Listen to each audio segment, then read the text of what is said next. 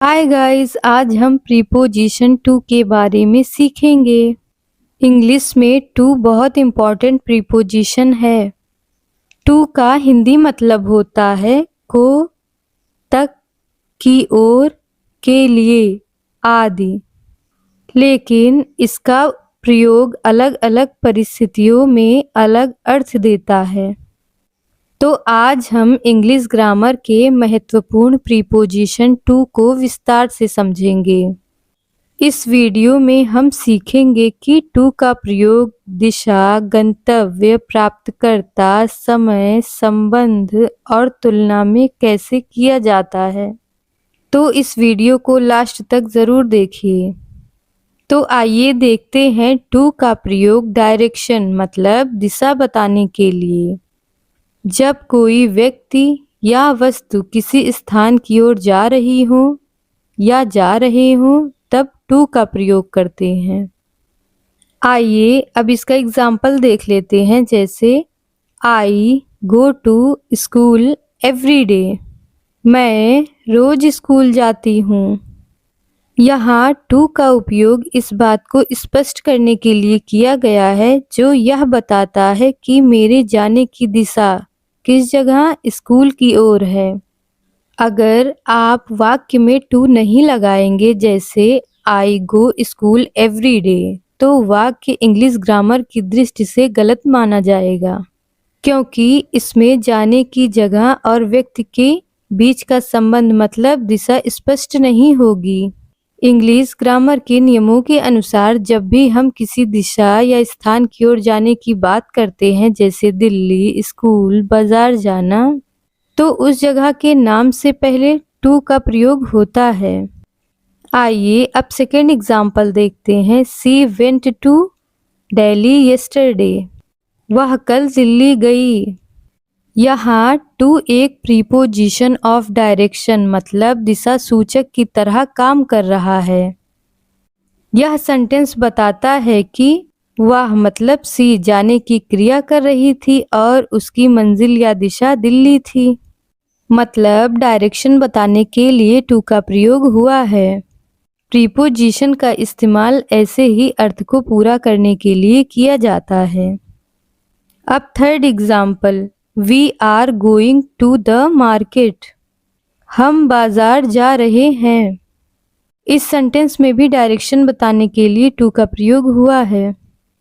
अब fourth example, he came to my house, वह मेरे घर आया था। इस सेंटेंस में भी डायरेक्शन बताने के लिए टू का प्रयोग हुआ है। आई होप आप लोगों को समझ में आ रहा होगा।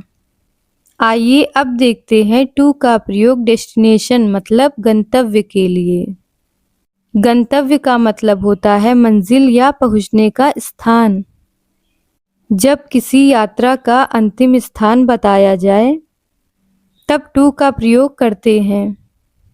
आइए अब इसका एग्जाम्पल देखते हैं। First example, the train is going to Mumbai, train Mumbai जा रही है।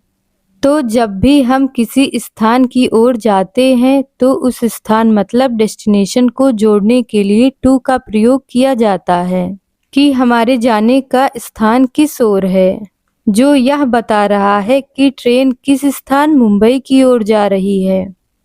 मतलब डेस्टिनेशन बताने के लिए टू का प्रयोग हुआ है। अब second example, they travelled to India, उन्होंने भारत की यात्रा की।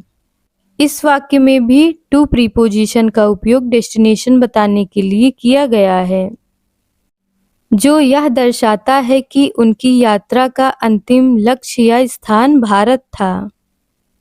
Third example, she flew to London, वह हवाई जहाज से लंदन गई। इस वाक्य में भी टू प्रीपोजिशन का उपयोग डेस्टिनेशन बताने के लिए किया गया है, जो यह दर्शाता है कि उनकी यात्रा का अंतिम स्थान लंदन था। आइए अब देखते हैं टू का प्रयोग रिसिपिएंट मतलब प्राप्तकर्ता के लिए। जब किसी को कुछ दिया जाए तब हम टू का प्रयोग करते हैं। आइए अब इसका एग्जाम्पल देखते हैं। First example, give this book to Rahul, यह किताब राहुल को दे दो। इंग्लिश ग्रामर के नियम के अनुसार जब कोई वस्तु किसी व्यक्ति को दी जाती है तो उस व्यक्ति या प्राप्तकर्ता मतलब रिसिपिएंट को दर्शाने के लिए मुख्य वस्तु के बाद टू प्रीपोजिशन का उपयोग किया जाता है। यहाँ टू का प्रयोग प्राप्तकर्ता रिसिपिएंट को दर्शाने के लिए किया गया है। टू यह स्पष्ट करता है कि क्रिया गिव देने का परिणाम या वस्तु किसे प्राप्त हो रही है। अब देखते हैं second example. I sent a letter to my friend. मैंने अपने दोस्त को एक पत्र भेजा।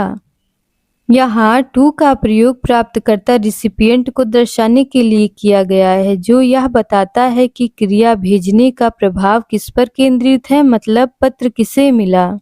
मतलब जब हम किसी को कुछ देते हैं या भेजते हैं तब हम टू प्रीपोजिशन का प्रयोग करते हैं। अब third example. She gave a gift to her mother. उसने अपनी माँ को एक उपहार दिया। इस सेंटेंस में भी देखिए किसी को कुछ दिया जा रहा है, इसीलिए टू का प्रयोग हुआ है। आई होप आप लोगों को समझ में आ रहा होगा। आइए अब देखते हैं टू का प्रयोग टाइम लिमिट मतलब तक के अर्थ में।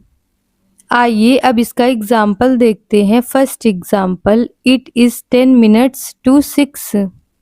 6 बजने में 10 मिनट हैं। इस वाक्य में टू प्रीपोजिशन का इस्तेमाल कम या बाकी दर्शाने के लिए किया जाता है। इंग्लिश में जब किसी घंटे जैसे 6 बजने में कुछ मिनट बाकी होते हैं तो समय बताने के लिए टू का प्रयोग किया जाता है। जैसे 10 बजने में 5 मिनट हैं या 8 बजने में 15 मिनट हैं। अब second example. The shop is open from 9 AM to 8 PM। दुकान सुबह 9 बजे से रात 8 बजे तक खुली रहती है। सुबह 9 बजे से रात 8 बजे तक मतलब समय की सीमा टाइम लिमिट बताने के लिए यहाँ पर टू का प्रयोग हुआ है।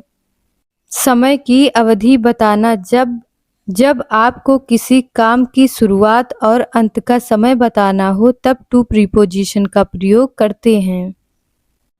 अब third example. We studied from Monday to Friday. हम सोमवार से शुक्रवार तक पढ़ाई करते हैं। इसमें भी देखिए मंडे टू फ्राइडे मतलब टाइम लिमिट बताने के लिए टू प्रीपोजिशन का इस्तेमाल हुआ है। आइए अब देखते हैं टू का प्रयोग रिलेशनशिप मतलब संबंध बताने के लिए टू का प्रयोग किया जाता है। आइए इसका एग्जाम्पल देखते हैं। First example. She is married to a doctor. उसकी शादी एक डॉक्टर से हुई है। इस सेंटेंस में भी देखिए रिलेशनशिप बताने के लिए टू प्रीपोजिशन का यूज हुआ है, मैरिड टू। इंग्लिश ग्रामर में जब भी यह बताया जाता है कि किसी व्यक्ति का विवाह किसके साथ हुआ है मतलब जीवन साथी कौन है, तो हमेशा मैरिड टू का ही प्रयोग किया जाता है। अब second example. He is related to me. वह मेरा रिश्तेदार है। इसमें भी रिलेशनशिप बताने के लिए टू का प्रयोग हुआ है क्योंकि यह रिलेटेड और मी के बीच का संबंध बता रहा है। रिलेटेड मतलब संबंध या रिश्ता, मी मतलब मुझे के बीच का संबंध बता रहा है। अब third example. The answer is similar to yours. यह जवाब आपके जवाब से मिलता जुलता है। इस सेंटेंस में देखिए आपका जवाब और मेरा जवाब के बीच समानता मतलब सिमिलैरिटी का संबंध दिखा रहा है, इसलिए टू प्रीपोजिशन का यूज हुआ है। आई होप आप लोगों को समझ में आ रहा होगा। आइए अब देखते हैं टू का प्रयोग कंपैरिजन मतलब तुलना में। आइए एग्जाम्पल देख लेते हैं। First example. I prefer tea to coffee. मुझे कॉफ़ी से ज़्यादा चाय पसंद है।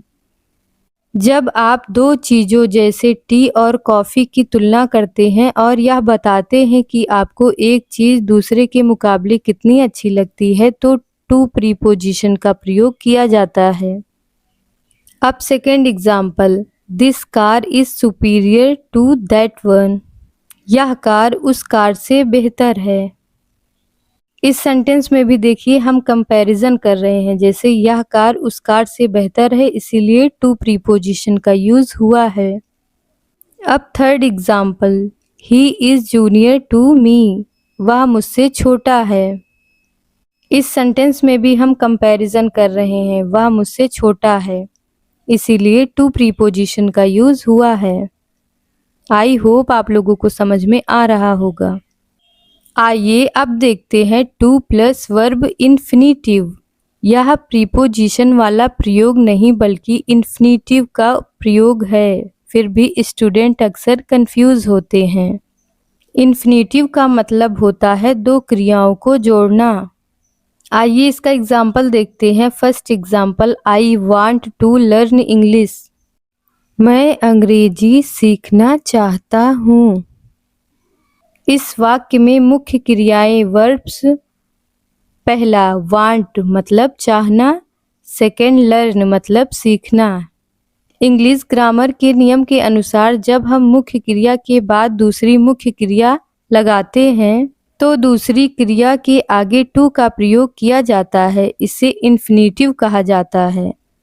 इंग्लिश सेंटेंस में टू एक इन्फिनिटिव मार्कर क्रिया को जोड़ने वाला शब्द के रूप में काम कर रहा है, ना कि प्रीपोजिशन के रूप में।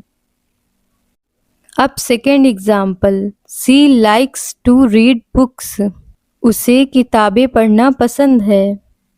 इस सेंटेंस में भी टू प्लस वर्ब मिलकर इन्फिनिटिव बनाता है। अब third example, they decided to go home, उन्होंने घर जाने का फैसला लिया।